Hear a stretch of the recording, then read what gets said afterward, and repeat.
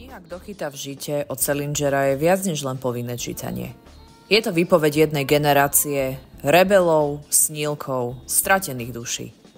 Ale kto bol vlastne Salinger, tajomný autor tejto kultovej knihy?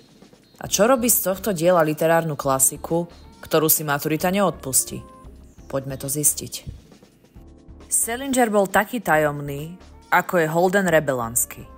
Narodil sa v roku 1919 a po druhej svetovej vojne začal publikovať poviedky.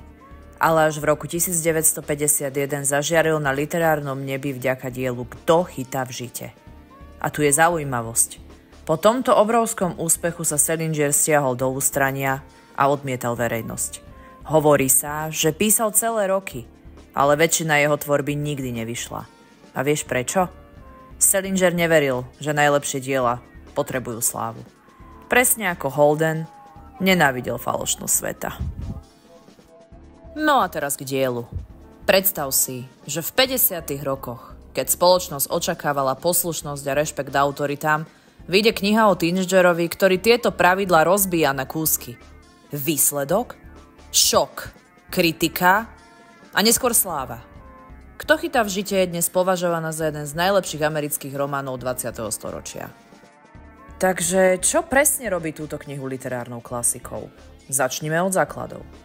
Je to román, konkrétne psychologický realizmus. Salinger podrobne skúma myšlienky a emócie mladého človeka a hovoríme, že ich subjektivizuje. Román má formu retrospektívy. Holden celý príbeh rozpráva, keď je už hospitalizovaný, čo dáva knihe melancholický podtón.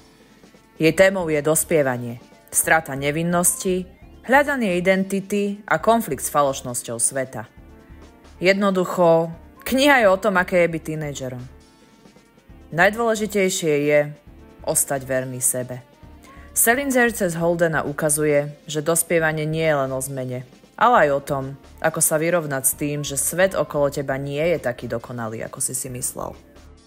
Teraz poďme k Holdenovi. Čo je na ňom také fascinujúce? Je to outsider, rebel, ktorý sa búri proti všetkému falošnému. Proti učiteľom, spolužiakom, rodine a dokonca aj proti sebe samému. Jednoducho, ak si niekedy mal pocit, že nikto nechápe tvoje pocity, Holden je tvoj človek. Jeho slova sú plné irónie a cynizmu, ale v hĺbke je to len chlapec, ktorý hľadá zmysel. Jeho obľúbená predstava?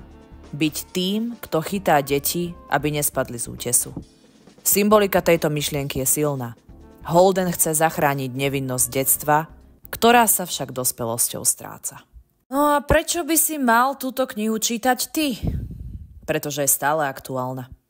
Holdenova frustrácia zo svetu dospelých, jeho pocit osamelosti a hľadanie zmyslu sú presne tie témy, ktoré mladí ľudia riešia aj dnes.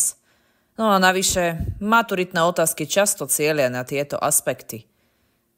Ako Holden vníma svet dospelých? Čo znamená symbol žita a útesu? A čo vlastne tá falošnosť, ktorú neznáša?